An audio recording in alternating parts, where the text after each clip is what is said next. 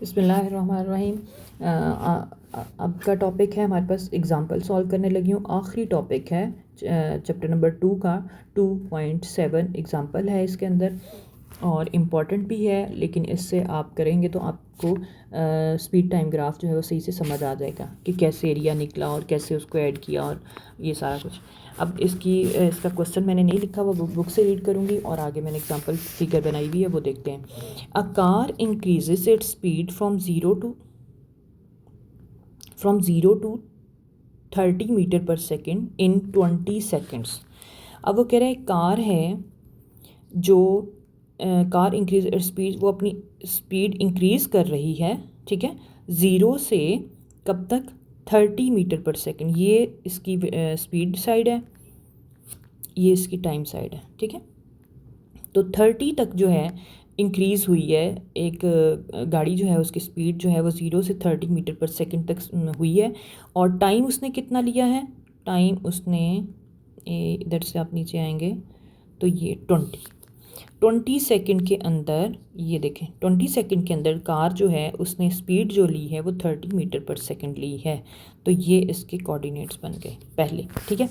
अब ये आप शेप देख रहे हैं, एक रेक्टेंगल बन गई है छोटी सी। आप पहले इसका एरिया कैलकुलेट कर लेंगे, उसके बाद आप आगे जाएंगे तो आगे पढ़ेंगे। Then it moves with uniform speed for the next 30 second. वो कह रहे हैं अगले 30 सेकेंड जो हैं, अगले 30 सेकंड कितने बनते हैं? यहाँ से लेके यहाँ तक अगले 30 सेकंड वो यूनिफॉर्म स्पीड के साथ मूव करता है।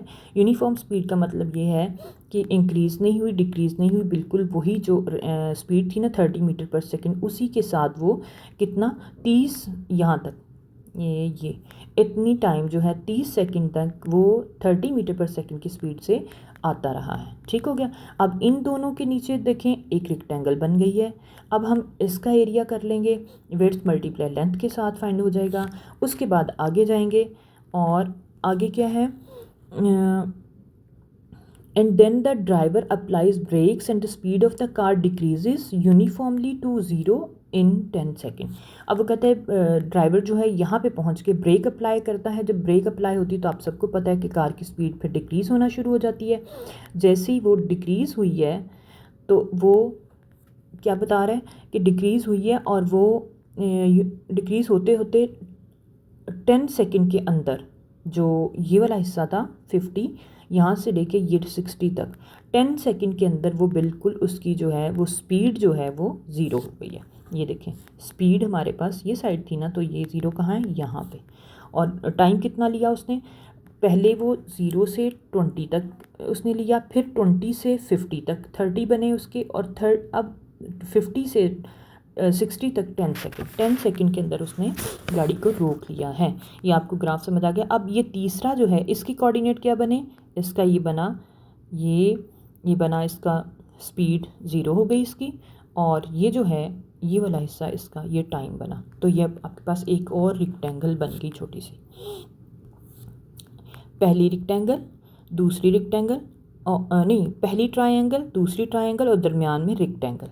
इन तीनों का अलग अलग एरिया निकाल के आप इनको ऐड कर देंगे तो आपके पास डिस्टेंस कवर्ड द कार आ जाएगा। यहाँ से लेके ये गई गाड़ी, फिर ये गई और फिर ये गई। तो ये जो है इस पूरे के नीचे ये जो हमारे पास शेप बनी है, इस पूरे को हम कैलकुलेट कर रहे हैं 3 हिस्सों में, ठीक है।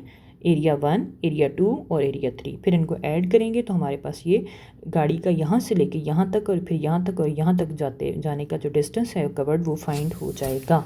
ठीक हो गया। अब चलते हैं आगे। फिगर तो समझ आ गई होगी इंशाल्लाह। आगे है हमारे पास all data given in graph. आपने आंसर जो है उसका क्वेश्चन का वो कैसे स्टार्ट करना है। ऑल गिवन डेटा इन ग्राफ क्या है, फाइंड क्या करना है। उसने कहा है हमारे पास मैग्नीट्यूड ऑफ एक्सेलरेशन फाइंड करें और डिस्टेंस फाइंड करें।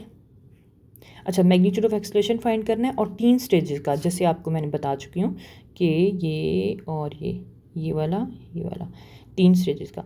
फर्स्ट 20 सेकेंड में आपने एक्सेलरेशन फाइंड करना है, आपने अगले 30 सेकेंड का भी करना है, आखिरी 10 सेकेंड का भी करना है, फिर और साथ साथ आपने ये एक्सेलरेशन भी फाइंड करना है, और उसके बाद फिर आपने टोटल डिस्टेंस का कवर जो है वो फाइंड करना है, और फिर एवरेज स्पीड फाइंड करनी है। तो 3 चीज़ें हो गई। शुरू करते हैं कि एक्सेलरेशन कैसे फाइंड करना है। एक्सेलरेशन फाइंड करेंगे, slope of the graph will give the magnitude of acceleration. Acceleration is equal to slope आप लिखें, एक्सेलरेशन लिखें। एक्सेलरेशन फाइंड करने लगे तो स्लोप का वर्ड आप मिस भी कर सकते हैं। A is equal to del v by del t. आपने del v by del t लिखा, और डेल वी की जगह v F minus we I over T F minus T i, बिल्कुल पीछे जैसे बताया है वैसे आप करेंगे। फिर अब ये फॉर्मूला लगा के ना, अब हमने देखना है पहले जो ये वाला था, पहले 20 सेकंड का फॉर्मूला लगाएंगे। आप उससे क्या ले लेंगे, ये था 30 हमारे पास 30 मीटर पर सेकंड, और ये ज़ीरो साइड थी, और ये हमारे पास थी 20 की जगह। तो आप फाइंड क्या करोगे इसका, ओ ए लाइन, ये अच्छा उसके बुक के अंदर ना नाम रखे हुए ओ ए, यहाँ पे बी, और ये सी, और ये वाली जो दरमियानी लाइन्स हैं ना ये डी और ई हैं, ठीक है। अब इन पॉइंट्स को, लाइंस को आप मेंशन कर दोगे ना इसमें। ओ ए लाइन जो हमारे पास सबसे पहली लाइन है, ये वाली O A line represent the slope a is equal to v F minus we I over T F minus T i. ये हो गया हमारे पास वी एफ क्या था 30, ये था 0 ओवर टी एफ हमारे पास क्या था 20 माइनस 0। तो ये आप वैल्यूज़ लगाएंगे तो हमारे पास आंसर 30 माइनस 0 20 माइनस 0 ये आ गया, आंसर आ जाएगा 1.5। कैलकुलेटर से आप लोग कर सकते हैं। फिर आपने उसी फिगर का जो अगला पार्ट है ये वाला, ये वाला ये आप इसकी क्या करेंगे, इससे इसका एक्सेलरेशन फाइंड करेंगे। इसका एक्सेलरेशन फाइंड करने के लिए भी बिल्कुल वही आप फॉर्मूला लगाएंगे, V F minus we I over T F minus T I, ठीक है। और इसमें जो वैल्यूज़ की पुटिंग होगी वो होगी हमारे पास, देखें हमारे पास वैल्यूज़ की पुटिंग होगी, ये था ये अच्छा जी, इसमें था ये दोनों पॉइंट 30 पे हैं, ये भी 30 और ये भी 30, और ये 0 नहीं, टाइम जो है यहाँ पहले 20 था और थोड़ी देर बाद यहाँ पे 50 वाला, आप बुक में फिगर बनी हुई है वहाँ तक। अब आप पुट करोगे वी एफ़ की जगह पे आपके पास है V F minus we I over T F minus T I. V F हमारे पास हुआ 30, ये वाला ठीक हो गया, और वी आई हमारे पास हुआ 30, वी एफ़ माइनस वी आई 30 हो गया, आपने पुट कर दिया 30 minus 30 divided by T F final ये वाला 50 आपने लगाया माइनस 20, ठीक है। ये किया 0 ओवर 30 आपके पास 0 ओवर 30 आ गया और 0 आंसर आ गया। यानी कि आपने ये आपको समझ आई है कि जो रेक्टेंगल एरिया है इसके अंदर एक्सेलरेशन 0 है, ठीक हो गया। अब अगला तीसरा जो बना हुआ है फिगर का ये वाला हिस्सा, अब आप इस वाली रेक्टेंगल का जो है एक्सेलरेशन फाइंड करेंगे, और वही formula v F minus we i. अब यहाँ पे वी एफ़ और v F minus we i जो है वो हमारे पास क्या बनेगा, हमारे पास अब ये स्लोप है, ठीक है। अब हमारे पास ये है वी आई यहाँ से स्टार्ट हो रहा है, और ये यहाँ पे वी एफ़ बन रहा है, ऑपोजिट बन रहा है, क्योंकि यहाँ पे वी आई यहाँ था और वी एफ़ यहाँ था, लेकिन जब ब्रेक लगी तो अब ये वी आई है, ये पॉइंट इनिशियल है और ये एंड पॉइंट है, तो ये वी आई कहलाएगा, ये वी एफ़ कहलाएगा, ठीक हो गया। तो वी एफ़ हमारे पास हुआ 0 माइनस वी आई हमारे पास हुआ 30 over T F minus T I. T F जो है हमारे पास कितना है 60, यहाँ पे जो टाइम है हमारा वो 60 है, माइनस इस पॉइंट पे हमारे पास टाइम जो है वो 50 है।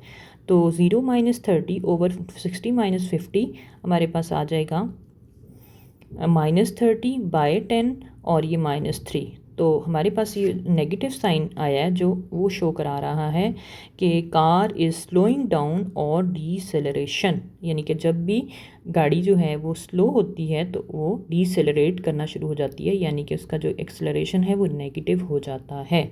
आई होप कि यहाँ तक समझ आ गई होगी। ये हमने तीनों एक्सेलरेशन फाइंड कर ली है। जो क्वेश्चन में उन्होंने कहा था magnitude of acceleration first 20 second का फाइंड करें, फिर अगले 30 सेकंड का फाइंड करें, फिर अगले 10 सेकंड का फाइंड करें, ये हमने तीनों एक्सेलरेशन फाइंड कर लिए। अब हम करेंगे distance covered find. Distance is equal to area under the speed time graph. अब हमारे पास जो भी एरिया है उसको करेंगे, तो S is equal to area of O A plus area of, अब ये उसने तीनों अलग अलग बता देने हैं कि आपने तीनों पार्ट्स के एरियाज फाइंड करने हैं। ये A1 एरिया ऑफ ओ ए और यहाँ इसका ई नाम है, ठीक है, और ये हमारे पास बी पॉइंट है और ये हमारे पास डी पॉइंट है। पहले एरिया निकालेंगे ओ ए ई का, फिर plus area of A B D E का, फिर plus area of B C D का। ठीक हो गया, तीनों आप करेंगे तो एरियाज़ के फार्मूलाज लगाएंगे और हमारे पास ये एरिया आ जाएगा। कैसे? एरिया आपने सारा नाम लिखे, फिर आपने लिखा एरिया ऑफ ओ ए ई क्या है, हाफ, और इसको आपने बड़ी ब्रैकेट में बंद किया हुआ है क्योंकि सब,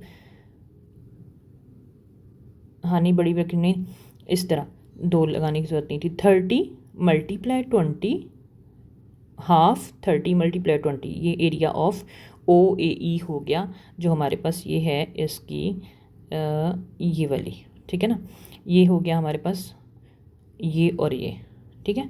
ये इतना हिस्सा हमारे पास 20 है, ये हमारे पास 30 है, तो आपने हाफ करके हाफ 20 और मल्टीप्लाई यानी कि लेंथ और विड्थ जो है हाफ किया, तो ये हमारे पास एरिया ऑफ ये फर्स्ट ट्रायंगल आ गया। उसके बाद आप लिखेंगे प्लस एरिया ऑफ रेक्टेंगल। वो क्या होता है? रेक्टेंगल हमारे पास दरमियान में ये वाली है, ठीक है, इसका फॉर्मूला होगा दिस मल्टीप्लाई दिस। तो हमारे पास जो वो है टाइम है वो भी 30 सेकेंड है और जो हमारे पास इधर स्पीड है वो भी 30 है, तो 30 मल्टीप्लाई 30 आ जाएगा, plus area of A C B, आखिरी वो जो ट्रायंगल है ये वाली, इसका भी हाफ बी एच यानी कि 30, ये वाला 30 मल्टीप्लाई 10 और इसको हाफ कर देंगे तो ये एरिया आ जाएगा हमारे पास। ये तीन सारा मैंने फार्मूलाज के मुताबिक लिखा, फिर उसको सॉल्व करेंगे। 30 multiply 20 600 divided by 2, 30 multiply 30 is equal to 900, 30 multiply 10 300 divided by 2 150। ठीक हो गया। अब इसको कैलकुलेट किया, 300 900 150, टोटल आ गया 1350। हमारे पास आंसर डिस्टेंस आ गया जितना उसने गाड़ी ने कवर किया है। आखिरी स्टेप रह गया 9 एवरेज स्पीड उसकी फाइंड करें। एवरेज स्पीड के लिए जब हमारे पास टोटल डिस्टेंस आ गया है और टोटल टाइम भी हमारे पास है तो हम एवरेज स्पीड निकाल लेंगे। हमारे पास एवरेज स्पीड का फॉर्मूला होता है v is equal to distance by time. Total distance total time वो आपने पुटिंग की। हमारे पास टोटल डिस्टेंस जो है एरिया जो फाइंड किया है वो डिस्टेंस है 1350 है और टाइम हमारे पास उस ग्राफ का जो यहाँ से लेके यहाँ तक है वो टोटल 60 सेकंड बनता है, वो आपने लगाया और जो एरिया निकाला था यानी कि डिस्टेंस के लिए वो किया, तो डिवाइड करेंगे तो आपके पास ये आंसर आ जाएगा। आई होप कि इंशाल्लाह मैं समझाने में कामयाब हो गई होंगी और आप लोगों ने इसको इसी तरह ध्यान से सॉल्व कर लेना है और प्रैक्टिस कर लेनी है। एग्ज़ाम में ये पूरा क्वेश्चन ना भी आए तो एक आध पार्ट भी आ सकता है। ओके, अल्लाह हाफ़िज़।